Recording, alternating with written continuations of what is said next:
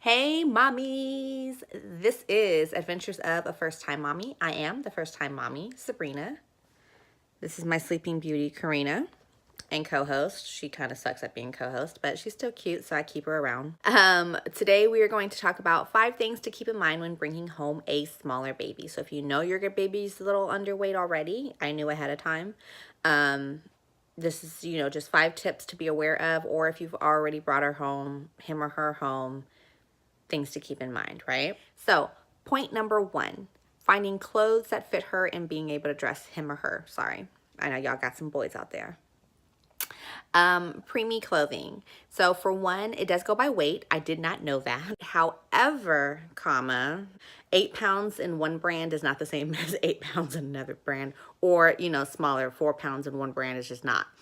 Just a few major brands: Carter's, Children's Place, Gerber. Onesies is its own brand.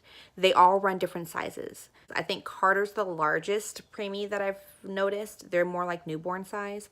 Gerber, when she was small, like 4 to 6 pounds, I'll say, Gerber was the best fit. Oh my God, I love it. And they have pretty cute clothes. You can find it at Walmart. That's where I got most of mine. I'm sure they have them at Target too. So she is now 8 pounds, and she's now fitting into the Carter's preemie size and some of the newborns clothing too. But even at 8 pounds, some of the newborn clothing is too big for her. So it's a struggle. What I did was I tried them on her every week, because your baby's constantly growing, right? So every week I would try on a new outfit to see if she could fit it yet. Point number 2 that I found out is that they scare people. And I don't mean rawr. They just may have never handled, most have never handled a baby that small. So even though they've had children, multiple children, or grandbabies or nieces and nephews, they may or may not have held a baby that's 4 pounds or 5 pounds, okay? People think that any movement is going to break your baby. And so you're going to have to coach them through it, especially men. My dad is a pretty big guy. And he holds her, and he's like, doesn't even want to turn his neck to talk to you because he's afraid to move. And I'm like, Dad, if you don't just freaking act normal, like, stop it. So that gives me anxiety. I'm like, just act normal, people. But it just comes with the territory of having a small baby. So be aware of that. Don't get frustrated like I do, and just talk them through it. It's okay. Just hold her head the same way. Just deep breaths. Make sure that you're calm so that they're calm, and you can get through it just fine. Point number 3 I have is you're going to have to get used to the small talk. And what I mean by small talk is every time someone sees your baby, the first thing out of their mouth is going to be, look at this small baby. Oh, she's so tiny. Oh, she doesn't weigh a thing. Oh my goodness. How old is she? Oh, she looks like she just came out.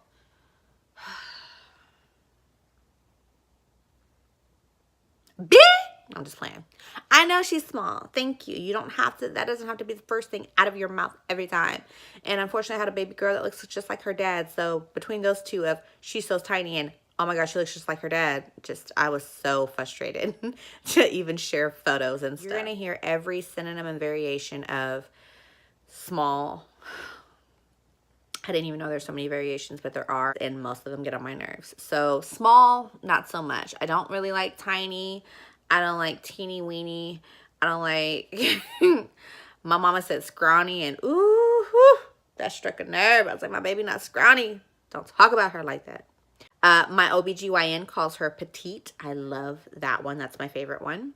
But yeah, you're just going to have to breathe, woosah, you can get mad and correct them like I do all day. Don't call my baby that. Thank you very much. My clap back was always, but she's healthy. We're good though. Just got to deal with the small talk. It's just, ugh. Into small talk leads to growth charts at the doctor's office. Look, child, let me tell you. We are 3 months. We are still in the 0 percentile. Try not to let that just make you feel like the worst mother in the world like it did me.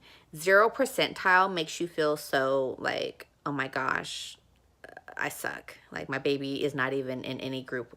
That's what that means. She's not in a growth, she's not in a group with any other average baby, basically. Height and weight has been in 0th percentile. Her big old head, last we checked, was in the 3rd percentile, so she's gonna be smart. Or she's just got a big head. But don't let it discourage you. Just like the chart for you as an adult, they have your height and weight. I'm sorry, your height and age and what you should weigh based on that. So we don't hit what we're supposed to be hitting on that. Same thing for babies. Just don't let it get to you. It's going to happen. And especially if they came out small, they're going to be small. They're going to be behind the curve for a while. She started off behind the curve. It's only expected, right? So anytime we go to the doctor and she's like, okay, 0th percentile still, womp womp. My question is, but is she hitting the milestones like she's supposed to? She's holding her head. She's doing tummy time like she's supposed to. Motor skills. All that is on point. Psh, your chart can eat it, okay? I'm going to about your chart. I'm just kidding. But I really don't. It is what it is. We'll get there one day. Number 5 brings me to the lastly is feeding.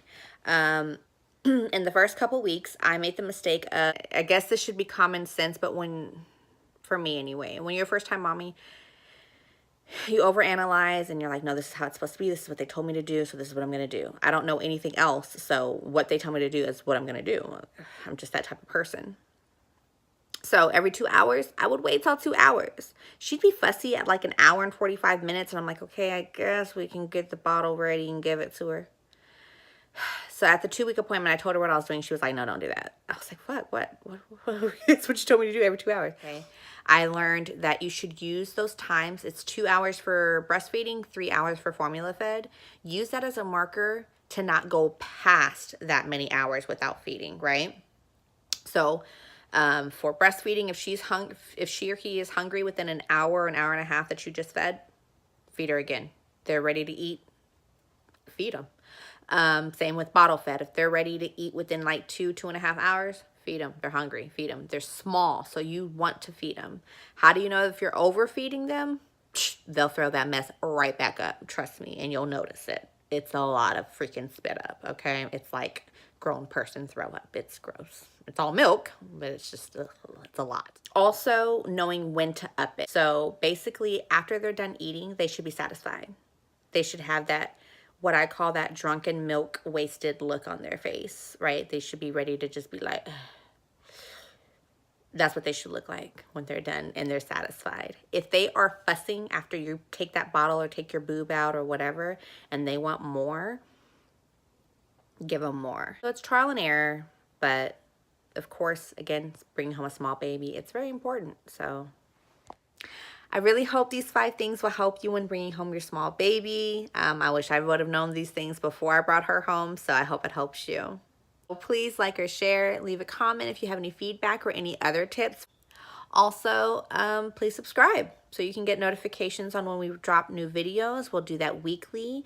Next few videos will be about family stress. We all have to deal with that. So variations of how it comes and how we can kind of combat or handle that. As always, we send you peace, love, and good health to you and yours. Side note, every time I say that, I want to say peace, love, and hair grease. But anyways, bye.